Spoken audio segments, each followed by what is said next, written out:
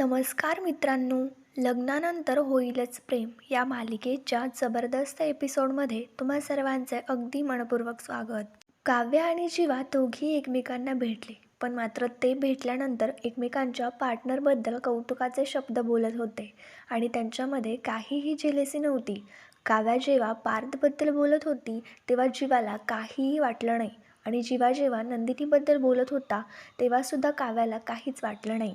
मग मित्रांनो, त्यांनी दोघांनी ही गोष्ट ठरवलेली असते की की काहीही करून आपण आपल्या पार्टनर्सचं मन जिंकवायचं आणि त्यांना काहीही करून आपल्याबद्दल कन्व्हिन्स करायचं.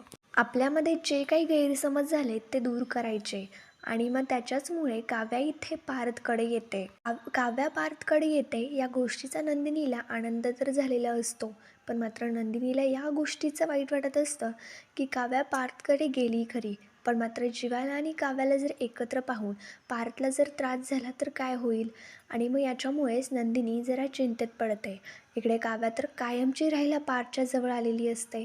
पार्थ दरवाजा उघडतो. समोर काव्याला पाहता त्याची काहीच रिॲक्शन नसते, पण मात्र काव्या बोलू लागते की काय झालं देशमुख, आता मी माझ्या पार्थला सोडून कुठेही जाणार नाही.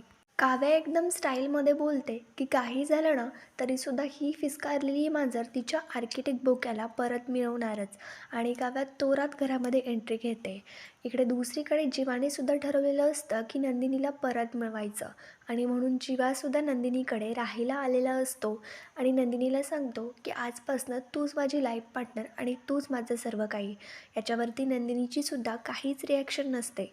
जीवाला पाहून तिला आनंद तर झालेला असतो, पण मात्र नंदिनी असं काहीही चेहऱ्यावरती दाखवत नाही. आता जीवा काव्याचं हे मिशन सक्सेसफुल होणार आणि ते दोघंही पार्थ आणि नंदिनीचं मन जिंकणारच. तर मग मित्रांनो, असं काय होईल हे पाहण्यासाठी आमच्या मराठी रंग या चॅनलला लगेच सबस्क्राईब करा. थँक्यू.